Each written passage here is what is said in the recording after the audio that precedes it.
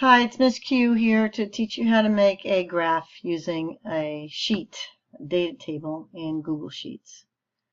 We have height and arm length that we measured, and of course height is our independent variable and arm length is our dependent variable. The arm length is the thing that we were really looking to measure, the last thing that we found out.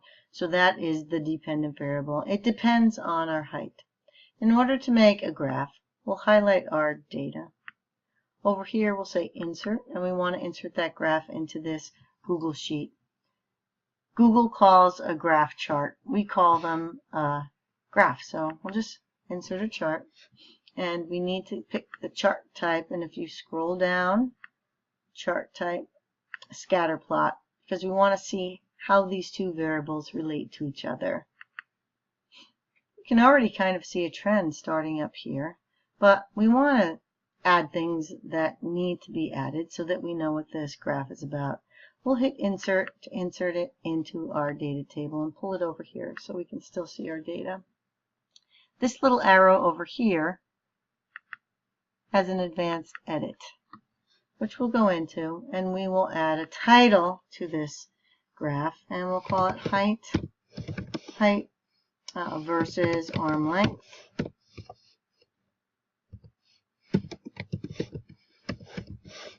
For students.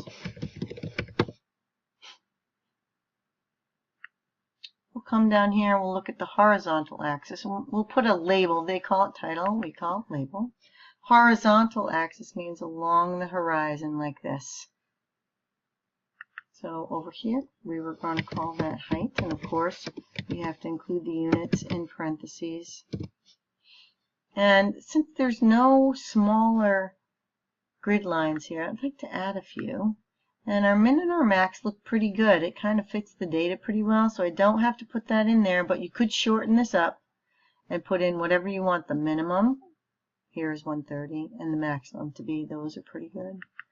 These major grid lines, I might put 10 in there, and we could put 4 little grid lines in between so we can see and count 131, 132, 133. There's no way to put tick marks in here, but if we could, we would. So that's our horizontal axis with height in centimeters as our label and units. And let's go back up here, and now we'll try our vertical axis. Vertical means up and down, and this is our dependent axis. And our variable here is arm length. And of course, we have to include the units. Oops, let's spell that right. And again, our data looks pretty good. 35 to, we could make 35 to 65. Let's do that. 35 to 65. And that makes it look a lot better. And we would like to have some smaller units in there. Let's try 4 lines in between each of those. And we see we have a nice graph. And when we come through here and highlight each of these points, we can see the coordinates for that point. For instance, this point is 136 down here for the height. That's the x value, and over here is the y value of 40.35 for our arm length. So that looks pretty good. Now the one last thing that we didn't talk about is trend line. If we want to put a trend line in there, we might want to put a line to show if we had lots of data, what would all our data really start to gather around. So we'll put a trend line in that's linear like a line. And right in here is a trend line that shows if we kept gathering data, most probably it would start to center around this.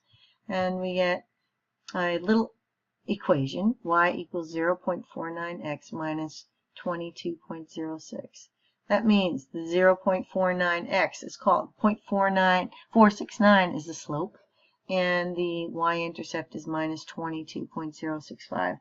Later on, I think a number of you will learn to see what that is. And then all we need to do is say update, and we look back here and we have a beautiful graph. One thing I'd like to get rid of is maybe this.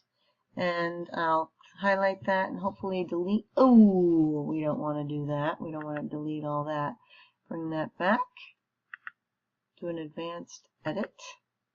and see if I can get that out. I'm not sure exactly how to get that little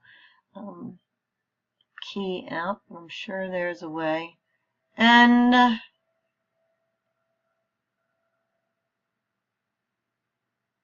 don't see it right away. It's not the worst thing to have there, so we will just update that again, and we'll call that finished for the day. So thanks for listening.